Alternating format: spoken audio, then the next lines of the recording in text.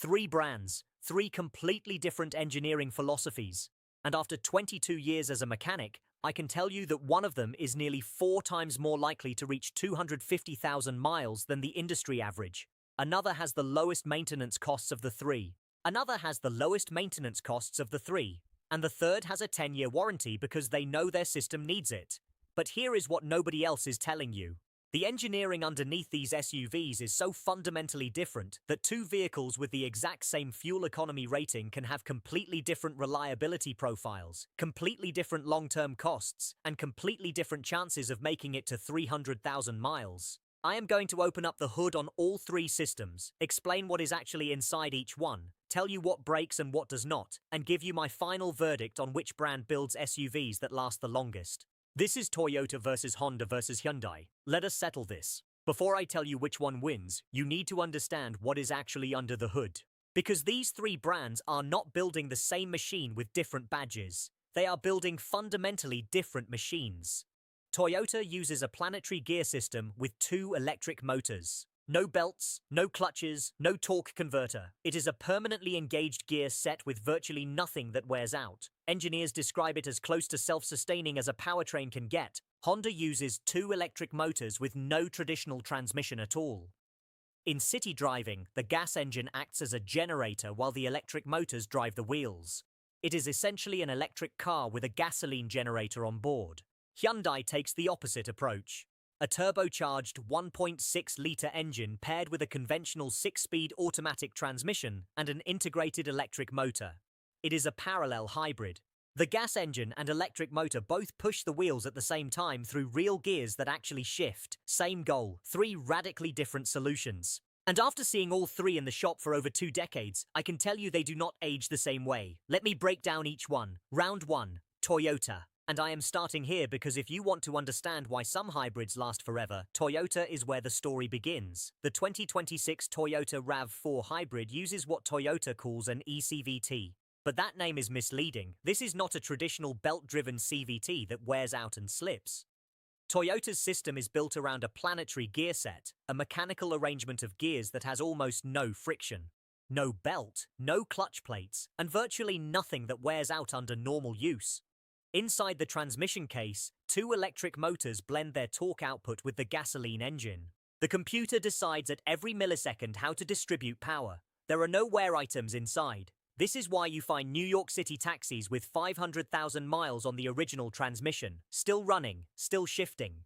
The all-wheel drive system on the RAV4 hybrid is equally clever. Toyota uses an independent electric motor on the rear axle. There is no drive shaft connecting front to rear. It is lighter, more efficient, and has fewer components to fail than a mechanical all-wheel drive system. Fewer parts means fewer things that can break. The 2026 RAV4 hybrid produces 226 horsepower with front-wheel drive and 236 with all-wheel drive. Fuel economy targets around 40 miles per gallon combined. In real-world testing, actual fuel economy comes in around 37 to 39 miles per gallon. Toyota's system has one thing that drives a portion of owners crazy: the engine noise under hard acceleration. Because the eCVT does not shift gears in the traditional sense, it creates a droning rubber band sound. It does not hurt anything. It is by design. But if you are sensitive to cabin noise, it can be maddening. The interior materials on lower trims feel slightly behind Honda and Hyundai at comparable prices. The infotainment system, while improved for 2026 with a larger touchscreen and wireless CarPlay, still does not feel as polished as what the competition offers. But Toyota kept physical knobs and buttons for climate controls, which matters enormously for ease of use. The RAV4 hybrid starts around $33,000. Resale value is exceptional. KBB consistently rates it among the strongest. In the shop, the RAV4 hybrid is practically invisible. I almost never see one for an unscheduled repair. The battery is warranted for 8 years, but documented cases last past 200,000. Round 2. Honda. Honda's system uses 2 electric motors, and the gas engine does not connect mechanically to the wheels most of the time. Under city driving, the engine acts as a generator, producing electricity to feed the motors. The result is a system that feels more like driving an electric car in stop-and-go traffic, smoother, quieter, more responsive at low speeds. Honda has genuinely nailed the low-speed driving feel. For commuters and urban drivers, the CR-V hybrid might be the more pleasant daily machine. The 2-litre Atkinson cycle engine paired with the two motors produces combined 204 horsepower. Same number as RAV4, but feels different.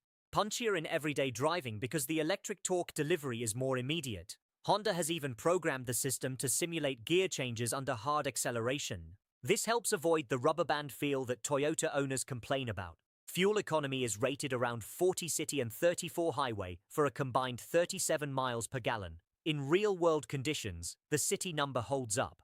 Highway efficiency is where it falls slightly behind Toyota, which is explained by the system's optimization for urban driving. Now the weaknesses. Some CR-V hybrid owners reported problems with the GDI system, causing carbon buildup and in some cases injector failure earlier than expected.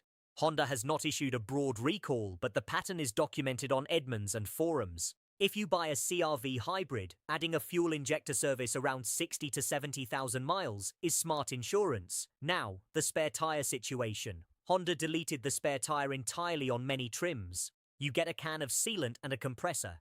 If you get a sidewall puncture, you are calling a tow truck. For anyone who drives significant distances from a city, this is a genuine deal breaker. Check your specific trim.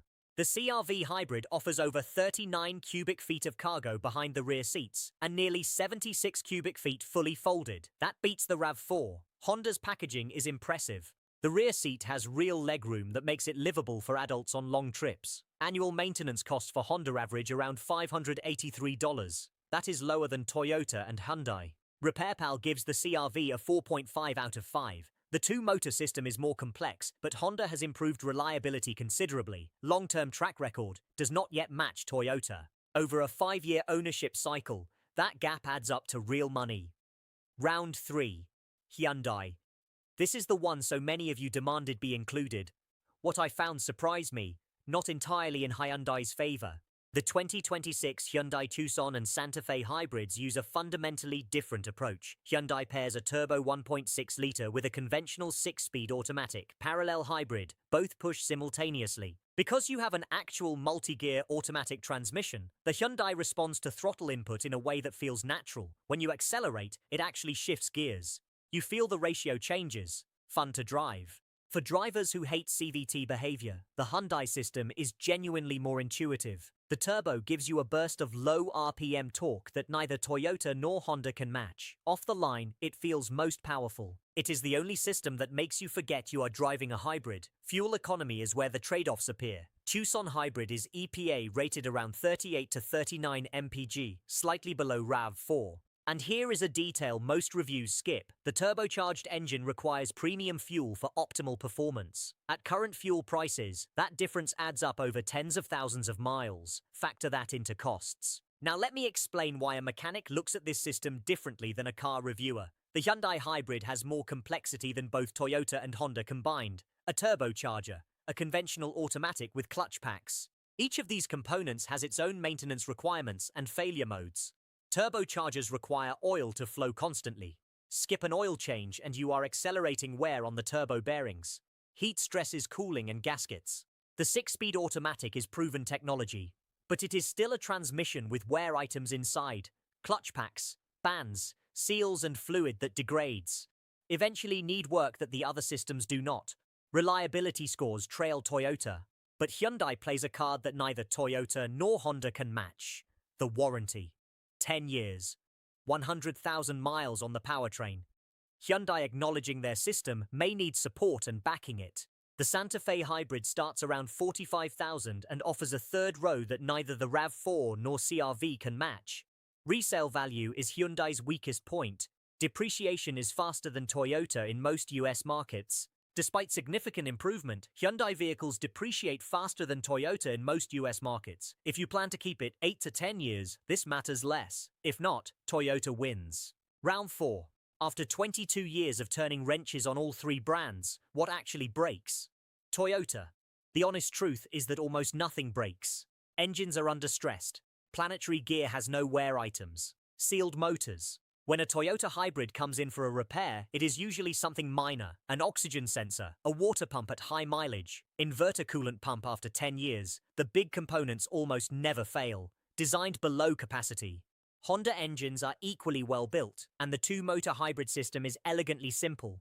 but the direct injection system creates carbon buildup that requires cleaning. CR-V hybrids are very reliable, but I see them slightly more often. The infotainment electronics can occasionally give trouble, and the two-motor system has less real-world longevity data than Toyota's 25-year track record. In the shop, Hyundai owners deserve honesty. The turbo adds a component that does not exist in the others. Turbochargers require meticulous oil schedules. High-mileage turbo seal leaks, wastegate issues, and boost control are possibilities. The conventional automatic has clutch packs that wear. DI carbon buildup is a factor. Current Tucson and Santa Fe are better built than anything Hyundai made 10 years ago. But side by side, Toyota has fewest failure points. Most wear items. Fewer moving parts means fewer things that can break, and Toyota has the fewest by far. Round 5. The money. Because the cheapest car to buy is not always the cheapest car to own. Maintenance costs average similar. But add in the hidden costs. Hyundai requires premium fuel, adds roughly $300 to $400 annually. Over 10 years, that is $3,000 to $4,000 extra just in fuel grade.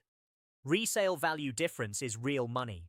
On a $40,000 SUV, the difference between Toyota and Hyundai is $4,400 in retained value. Toyota's total ownership cost is significantly lower. Battery replacement costs are similar across all three.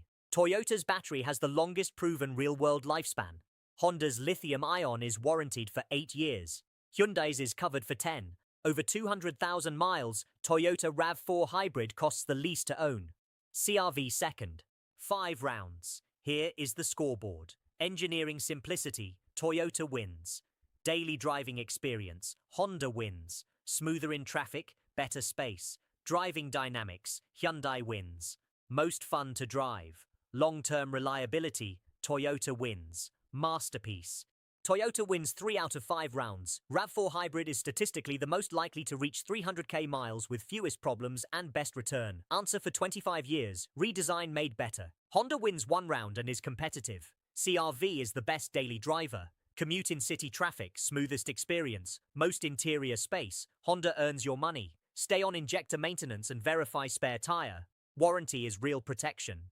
Hyundai wins 1 round and brings the best warranty. Tucson is the most fun to drive. If you hate CVT feel and are disciplined about oil changes, Hyundai is interesting. All 3 build SUVs dramatically better than industry average. Top tier. The real mistake is buying a luxury SUV from a European brand that loses 60% value. Compared to that, any of these is a masterpiece.